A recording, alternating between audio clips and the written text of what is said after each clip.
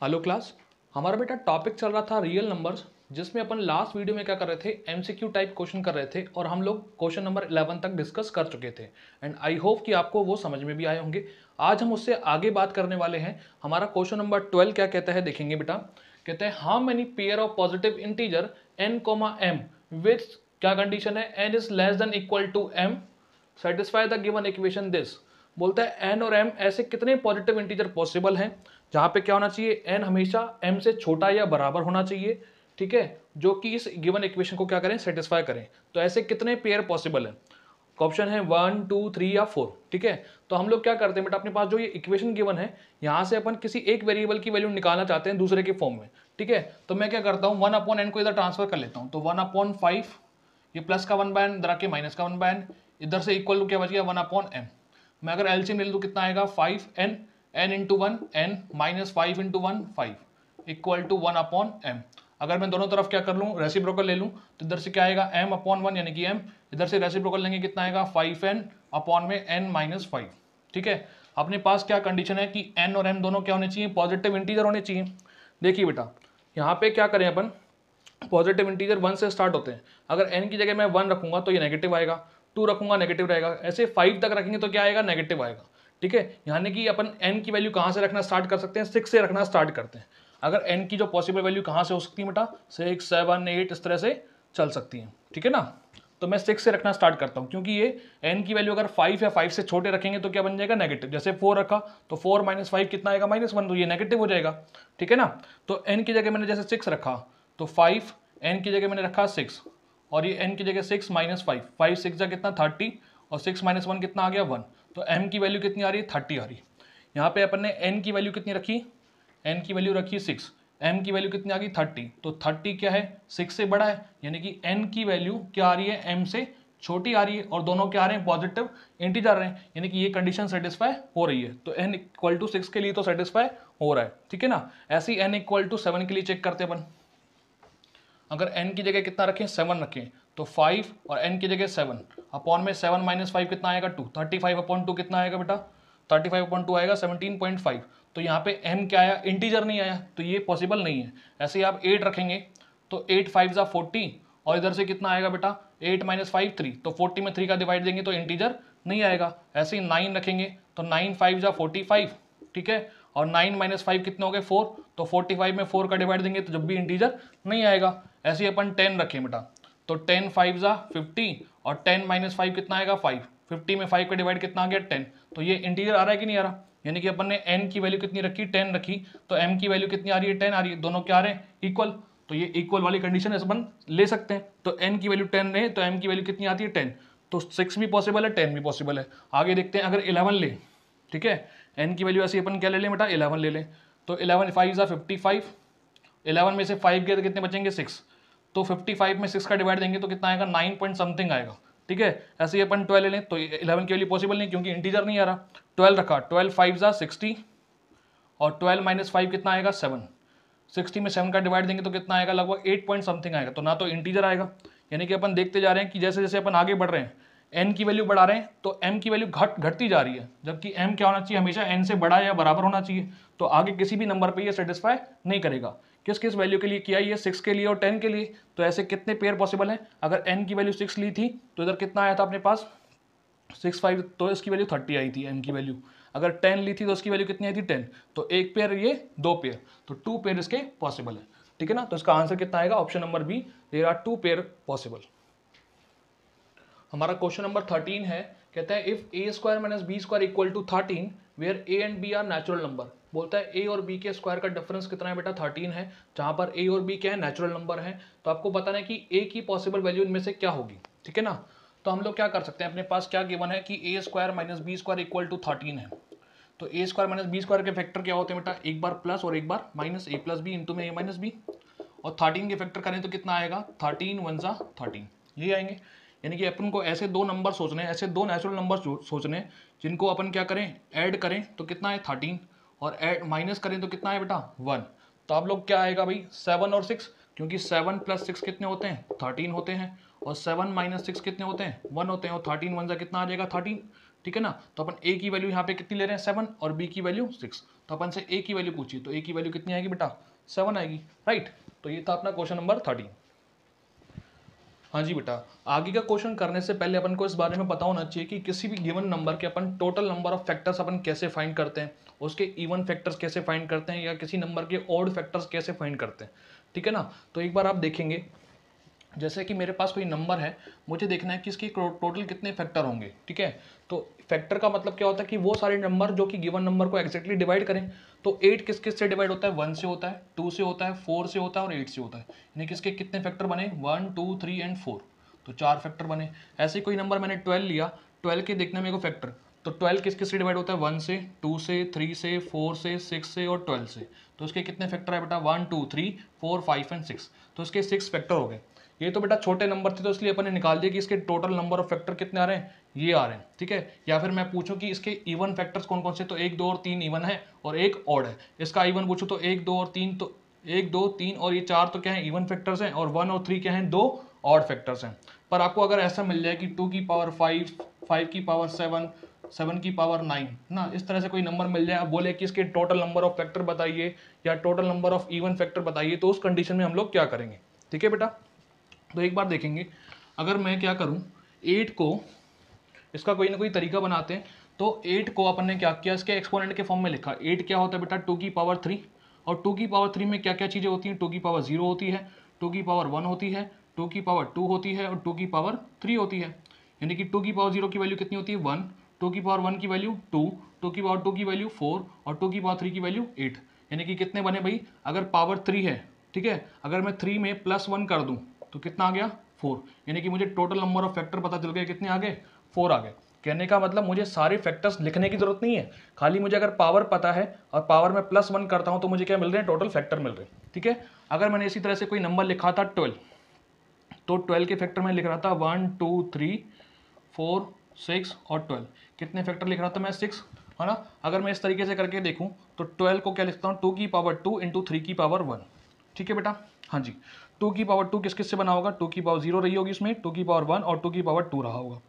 इसी तरह से 3 की पावर 1 में 3 की पावर 0 भी रहा होगा और 3 की पावर 1 भी रहा होगा, ठीक है बेटा।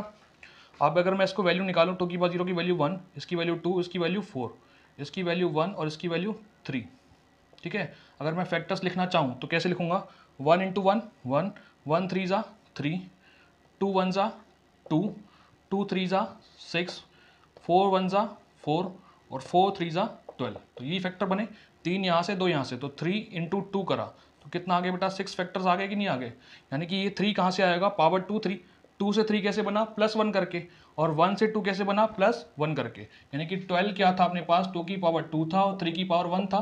तो टोटल नंबर ऑफ फैक्टर्स निकालने थे, टोटल नंबर ऑफ फैक्टर्स अपन को लिखने हैं। तो हम लोग क्या कर रहे हैं, इनकी पावर, कितनी पावर है 2, तो 2 + 1, पावर कितनी है 1, तो 1 + 1, तो 2 और 1 3 हो गए, और 1 और 1 कितने हो गए 2, तो 3 2 कितना आ गया 6। तो टोटल नंबर ऑफ फैक्टर कितने आएंगे बेटा 6 आएंगे, ठीक है ना। एक बार समझ में आती है आपको टोटल नंबर ऑफ फैक्टर कैसे निकालेंगे। अगर मैं इसी तरह से बोलूँ कि आपके पास ये कोई नंबर है ना, इसके टोटल नंबर ऑफ फैक्टर निकालें, तो 2 की पावर कितनी है 5, तो 5 + 1 कितने हो गए बेटा 6 हो गए। ये तो कितनी है पावर 7, तो 7 + 1 कितने हो गए 8 हो गए। और ये कितनी पावर है 9, तो 9 + 1 कितने हो गए बेटा 10, ठीक है। 6 8 48, 48 इंटू में 10 कितना आएगा 480। तो इसके टोटल नंबर ऑफ फैक्टर कितने आने वाले हैं 480 इसके फैक्टर्स आने वाले हैं, ठीक है। एक बात तो ये, दूसरा क्या, इसके इवन फैक्टर्स कैसे निकालेंगे या ऑड फैक्टर कैसे निकालेंगे बेटा, देखेंगे।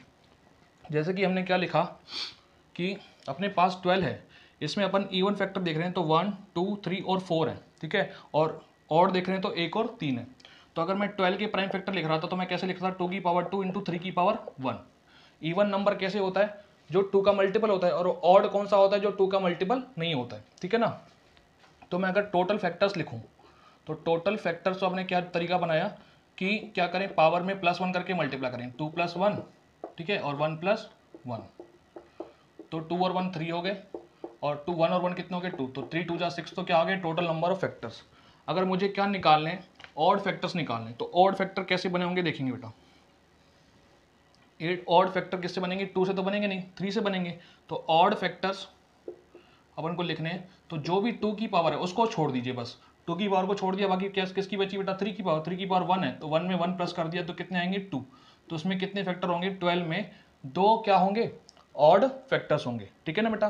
जैसे कि मैंने क्या लिखा कि 12 के फैक्टर लिख रहे थे 1 2 3 4 6 एंड 12, तो मैं इधर से क्या बोल रहा हूँ, ऑड फैक्टर कहाँ से बने होगा, 2 को छोड़ के पावर जो भी है, तो 3 की पावर 1 है, तो 1 में 1 प्लस कर दिया, कितना आ गया 2। तो एक तो 1 ऑड फैक्टर है, एक 3 ऑड फैक्टर है, तो 2 ऑड फैक्टर है इसके। बाकी क्या निकालने अपन को, इवन फैक्टर्स निकालने, नंबर ऑफ इवन फैक्टर्स। तो आप क्या करेंगे, टोटल फैक्टर्स जो भी हैं उसमें से ऑड वाले माइनस कर देंगे, टोटल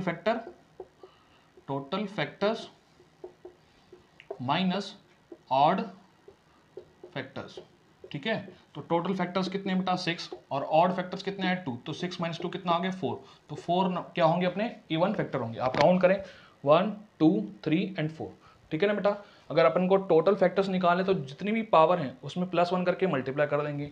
ऑड फैक्टर्स करने हैं तो खाली 2 की पावर को छोड़ दीजिए, बाकी जो भी हैं उसमें +1 करके मल्टीप्लाई कर देंगे, ठीक है। और इवन फैक्टर्स निकालें तो टोटल फैक्टर में से अपन क्या करेंगे, ऑड फैक्टर्स को माइनस कर देंगे, राइट। तो ये थे अपने नंबर ऑफ फैक्टर्स। हमारा क्वेश्चन नंबर 14 है बेटा, कहता है find the number of divisors of this number. या डिविजर का मतलब क्या होता है बेटा, जो उसको डिवाइड कर दे, यानी कि वो क्या होंगे, उसके फैक्टर्स ही पूछ रहा है आपसे। तो टोटल नंबर ऑफ फैक्टर्स पूछ रहे हैं आपको इस नंबर के। तो आपके पास नंबर क्या गिवन है बेटा, एक बार लिखेंगे बेटा। नंबर है आपके पास 2 की पावर 7, 3 की पावर 8 इंटू में 5 की पावर 9। तो मैं इसके सारे फैक्टर्स निकाल के बताता हूँ। पहले तो टोटल फैक्टर्स अपन लिखें, टोटल नंबर ऑफ फैक्टर्स या डिवाइजर्स लिख सकते हैं आप, है ना। क्या करते हैं, जितनी भी क्या है प्राइम नंबर्स की पावर उसमें +1 करके मल्टीप्लाई करते हैं। पावर 7 तो 7 + 1, पावर 8 तो 8 + 1, पावर 9 तो 9 + 1, राइट। तो ये हो गया 8, ये हो गया 9 और ये हो गया 10, ठीक है। तो 8 9 जा 72 इंटू 10 कितना आ गया 720। तो टोटल नंबर ऑफ फैक्टर कितने होंगे इसके बेटा 720 होंगे। अगर इसी में आपसे क्वेश्चन पूछ ले कि नंबर ऑफ ऑड फैक्टर्स, तो ऑड फैक्टर्स क्या होंगे भाई, खाली 2 की पावर को छोड़ दें अपन, 2 की पावर को छोड़ दें तो इधर क्या होगे, बाकी पावर 8 और 9 है, तो 8 + 1 इंटू में कितना 9 + 1, ये कितना बन गया 9 इंटू में ये कितना बन गया 10, तो 9 10 जा 90, तो 90 क्या होंगे इसके ऑड फैक्टर्स होंगे।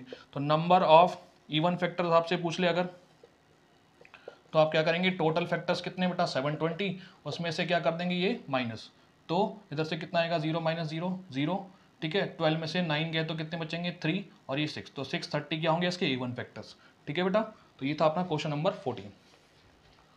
हाँ जी, हमारा क्वेश्चन नंबर 15 है, कहता है find the least number which when divided by 15 leaves remainder 5, when divided by 25 leaves remainder 15 and when divided by 35 leaves remainder 25। तो बोलता है कि अगर क्या वो लीस्ट नंबर फाइंड करो जो कि अगर क्या 15 से डिवाइड किया जाए तो रिमाइंडर 5 छोड़े, 25 से डिवाइड किया जाए तो रिमाइंडर 15 छोड़े और 35 से डिवाइड किया जाए तो रिमाइंडर कितना छोड़े 25। तो वो लीस्ट नंबर जो अलग अलग नंबर से डिवाइड करने पर अलग अलग रिमाइंडर छोड़ता है, तो उस कंडीशन में अपन ने क्या निकलवाया था, एलसीएम निकलवाया था बेटा। तो लीस्ट नंबर या डिवाइडेड बाय किससे बोल रहा है वो, डिवाइडेड बाय तो लिख रहे हैं अपन डिवाइडेड बाय 15, ठीक है। और रिमाइंडर क्या है देखना, 15 से डिवाइड किया तो रिमाइंडर 5, फिर 25 से डिवाइड किया तो रिमाइंडर 15, इधर से 35 से डिवाइड किया तो रिमाइंडर 25। तो इन सब में क्या खास बात है देखना बेटा, इन दोनों का डिफरेंस करा 10, इन दोनों का डिफरेंस करा 10, इन दोनों का डिफरेंस करा कि 10, तो यानी कि क्या सबका डिफरेंस क्या आ रहा है, सेम आ रहा है। तो इस कंडीशन में वो नंबर कैसे फाइंड करते थे अपन, वो नंबर फाइंड करने के लिए अपन क्या लेते हैं, एलसीएम लेते थे किसका, जिससे डिवाइड करें 15 25 और 35 का, और उसमें से जो ये फिक्स क्या आ रहा है डिफरेंस आ रहा है उसको को माइनस कर रहे थे, ठीक है ना। तो इसका एलसीएम निकाल लेते हैं। अपने पास 15 25 और 35 का एलसीएम निकालना है, तो मैं 3 से डिवाइड करता हूँ, 3 5 जा 25 और ये 35, फिर 5 से करा 1 बार 5 बार 7 बार, फिर 5 से करा 1 1 एंड 7, 7 से करा तो 1 1 एंड 1, ठीक है। तो इधर से कितना आएगा बेटा देखें, 7 3 जा 21 और 5 5 जा 25, ठीक है। 25 इंटू में 21 कितना आएगा 525, तो एलसीएम तो आएगा इसका 525 और माइनस का कितना कर देंगे 10, तो कितना आएगा 515। तो वो लीस्ट नंबर क्या होगा जो इन सबसे डिवाइड करने पर रिमाइंडर 5 15 और 25 छोड़े, तो कितना आएगा 515, राइट। तो ये था अपना क्वेश्चन नंबर 15। हमारा क्वेश्चन नंबर 16 है, कहता है HCF of P and Q, दो नंबर है पी एंड क्यू, उसका क्या एचसीएफ कितना दे रखा है 12, P इंटू क्यू, इनका प्रोडक्ट कितना दे रखा है बेटा 1800। बोलता है P और Q का क्या निकालिए अपन को, एलसीएम निकालिए। तो हम लोग जानते हैं कि दो नंबर का प्रोडक्ट किसके इक्वल होता है, उनके एचसीएफ इंटू में एलसीएम। तो अपन लोग क्या लिखेंगे बेटा, P इंटू क्यू इक्वल होगा किसके, इनके एचसीएफ इंटू में एलसीएम के, राइट। तो अपने पास P इंटू क्यू की वैल्यू कितनी है बेटा 1800, एचसीएफ कितना दे रखा है 12, हमें क्या निकालना है बेटा एलसीएम, ठीक है। तो एलसीएम निकालने के लिए अपन क्या करेंगे, 1800 में 12 का डिवाइड, 12 वन ज़ा 12, 12 वन ज़ा 12, तो 6 बचे, 6 0 60, 12 5 ज़ा 60 और आगे 0। तो आंसर कितना आएगा इसका 150 क्या आ जाएगा इसका एलसीएम, राइट। हमारा क्वेश्चन नंबर 17 है, कहता है the least number of square tiles required to pave the ceiling of a room. बोलता है कि अगर क्या एक रूम की जो सीलिंग है उसमें एक पेमेंट यानी कि उस पर टाइल्स अपन लगा रहे हैं, तो अपन को कितनी स्क्वायर टाइल्स की जरूरत पड़ेगी। अगर क्या रूम की लेंथ तो इतनी है और रूम की ब्रेथ कितनी है बेटा इतनी है, तो कितनी कम से कम क्या पड़ेगी स्क्वायर टाइल्स की जरूरत पड़ेगी। कम से कम स्क्वायर टाइल यानी कि क्या, एक टाइल का एरिया क्या होगा ज़्यादा से ज़्यादा। यानी कि अगर मैं ऐसा बोलूँ कि अगर ये मेरे पास क्या है रूम है ना, मैं दो कंडीशन दिखा रहा हूँ आपको। मान लीजिए इसका एरिया कितना है 600, दोनों के रूम की जो सीलिंग है उसका एरिया कितना है 600 है। मैं बोल रहा हूँ कि एक स्क्वायर टाइल का एरिया कितना 10 है और एक स्क्वायर टाइल का एरिया कितना है 12 है, ठीक है। तो आप इसमें कितनी टाइल्स लगा पाए होंगे, 600 एरिया है और एक का कितना है 10, तो 600 में 10 का डिवाइड लगाएं तो कितनी टाइल्स आएंगी बेटा 60, ठीक है। अगर 600 टोटल एरिया है और एक टाइल का एरिया कितना है 12, तो कितना आएंगे, कितनी टाइल्स लगा पाएंगे आप, ऐसी 50 टाइल्स लगा पाएंगे। कब लगा पा रहे, अब इन दोनों में देखना बेटा, इधर तो आपने 60 टाइल्स लगाई, इधर आपने कितनी लगाई 50 टाइल्स लगाई। तो किस कंडीशन में आप क्या लगा रहे हैं, कम टाइल लगा पा रहे हैं, लीस्ट टाइल कब लगा पा रहे हैं, जब क्या उसकी जो साइड की जो मेजरमेंट है वो क्या है मैक्सिमम, ठीक है ना बेटा, ये बात है। तो अपन को क्या वो स्क्वायर टाइल चाहिए जिसकी क्या साइड मैक्सिमम हो, यानी कि वो बड़े से बड़ा नंबर जो इसको भी डिवाइड करे और इसको भी डिवाइड करे। तो वो ग्रेटेस्ट नंबर जो गिवन नंबर को एग्जैक्टली डिवाइड करे उस कंडीशन में अपन लोग क्या निकालते हैं बेटा एचसीएफ निकालते हैं, ठीक है ना। यानी कि टाइल की साइज निकालने के लिए अपन को क्या करना पड़ेगा, उसकी क्या निकालनी पड़ेगी, अपन को साइड निकालनी पड़ेगी। और वो साइड कैसी निकलेगी, साइड ऑफ स्क्वायर टाइल किसके बराबर होगी बेटा, HCF of 15 metre 17 centimetre and 9 metre 2 centimetre. तो मैं इसको सेंटीमीटर में कन्वर्ट कर लेता हूँ। 15 मीटर का मतलब 1500 प्लस 17, तो 1517 सेंटीमीटर एंड ये कितना है 9 मीटर का मतलब 900 प्लस 2, तो 902 सेंटीमीटर, राइट। इसका एचसीएफ निकाल लेते हैं अपन। तो मैं क्या करता हूँ 1517 में डिवाइड देता हूँ किसका 902 का, तो 1 टाइम डिवाइड गया, 7 माइनस 2 5 1 और ये कितना बचेगा बेटा 6। फिर डिवाइड दिया 902 में, 615 वन जा 615, 12 में से 5 गया तो 7, 9 में से 1 गया 8, ठीक है, और 8 में से 6 गया तो 2। डिवाइड दिया 615 में, 287 2 सा कितना आएगा 574, रिमेनिंग कितना बचेगा 1 और ये 4 41। फिर 41 से डिवाइड दिया किसके 287 को, तो 41 7 जा कितना होता है 287, यानी कि क्या ये 41 क्या आएगा इसका एचसीएफ कितना आया 41, तो 41 सेंटीमीटर क्या होगा उस स्क्वायर टाइल का साइज होगा, ठीक है ना। एक बात तो ये मैं इसको इरेज कर रहा हूँ एक बारी के लिए। आपको क्या निकालनी है, नंबर ऑफ टाइल्स निकालनी है। नंबर ऑफ टाइल्स निकालने के लिए अपन क्या कर रहे थे, एरिया ऑफ सीलिंग में किसका डिवाइड लगा रहे थे बेटा, अपॉन में एरिया ऑफ स्क्वायर और ये area of A square tile. Total area में क्या कर रहे थे, एक स्क्वायर के टाइल के एरिया का डिवाइड लगा रहे थे। एरिया ऑफ सीलिंग निकालना है तो लेंथ इंटू ब्रेथ, 1517 इंटू में 902। Area of square tile, square का टाइल का एरिया क्या होता है साइड इंटू साइड, तो साइड 41 इंटू में 41। 41 से 902 कितनी बार कैंसिल होगा 22 टाइम्स, और ये कितनी बार कैंसिल होगा बेटा 37 टाइम्स। अब इनका मल्टीप्लाई नहीं करना आपको, पीछे देखने यूनिट डिजिट देख लो आप, तो 7 2 से कितना होता है 14, तो किस ऑप्शन में पीछे 4 आ रहा है, तो इसमें आ रहा है। तो 37 इंटू 22 कितना आएगा 814 टाइल्स। आपको कितनी टाइल्स लगानी पड़ी होंगी 814, ठीक है बेटा। तो ये था अपना क्वेश्चन नंबर 17। हमारा क्वेश्चन नंबर 18 है, कहते हैं 4 watches are ringing alarm bells in the interval of 6 12 15 and 18 seconds respectively. बोलते हैं आपके पास 4 अलार्म बेल हैं, पहली बेल हर 6 सेकंड के बाद बजती है, दूसरी हर 12 सेकंड के बाद, तीसरी हर 15 सेकंड के बाद और हर चौथी हर 18 सेकंड के बाद एक साथ बजती है, ठीक है बेटा, हर 18 सेकंड के बाद बजती है। तो उसके बाद बोलते हैं कि if they start at the same time, अगर वो एक टाइम पे स्टार्ट किए गए हों चारों, तो बोलता है how many times they will ring together in 4 hour. तो अगर वो उनको एक साथ स्टार्ट किया गया हो तो 4 घंटे में एक साथ कितनी बार बजेंगे। तो अपन वो टाइम निकाल लेते हैं कि वो एक साथ कितने टाइम के बाद बजेंगे। ठीक है, तो अपन को पता है कि पहला हर 6 सेकंड के बाद बजेगा, तो पहले 6 के बाद, फिर 12 सेकंड के बाद, फिर 18 सेकंड के बाद, यानी कि इसके मल्टीपल्स में चलेंगे। तो अपन को वो टाइम निकालना है कि जब वो एक साथ बजेंगे, तो उसके लिए अपन क्या निकालेंगे, एलसीएम निकाल लेंगे। तो एलसीएम देखते हैं बेटा, इसका एलसीएम ऑफ 6, 12, 15 एंड 18, इन चारों का एलसीएम कितना आएगा बेटा 180। ठीक है, तो 180 सेकंड के बाद वो एक साथ बजेंगे। अब वो बोलता है कि 4 घंटे में कितनी बार बजेंगे। जैसे मैं बोलूँ कि अगर 180 सेकंड में एक बार बजें एक साथ, ठीक है, तो 3 सेकंड में कितनी बार बजेंगे, तो आप बोलेंगे कि इसका 2 टाइम्स है तो 2 बार बजे होंगे। यानी कि ये 2 आया कहाँ से, आपने क्या किया, टोटल टाइम में 180 का डिवाइड दे दिया, तो कितनी बार, 2 बार बजे होंगे। इसी तरह से मैं बोलूँ कि टोटल टाइम तो अपने पास कितना है 4 आवर। आवर को मैंने किस में चेंज करा, मिनट में, मिनट को मिनट में चेंज करने के लिए 60 से मल्टीप्लाई, अब मिनट को भी सेकंड में चेंज करना है तो 60 से मल्टीप्लाई। तो ये टोटल टाइम है, उसमें डिवाइड देंगे कितने का, 180 का। 60 1 जा 60, 63 जा 180, 3 से डिवाइड करा 20 टाइम्स, 20 इंटू 4 कितना आएगा बेटा 80।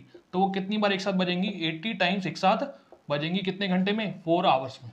राइट, तो इसका आंसर क्या आएगा, option number A. Question number 19 देखिए बेटा, कहता है इफ 4 की पावर 25 प्लस 5 की power 15 is divided by 10 then the remainder is.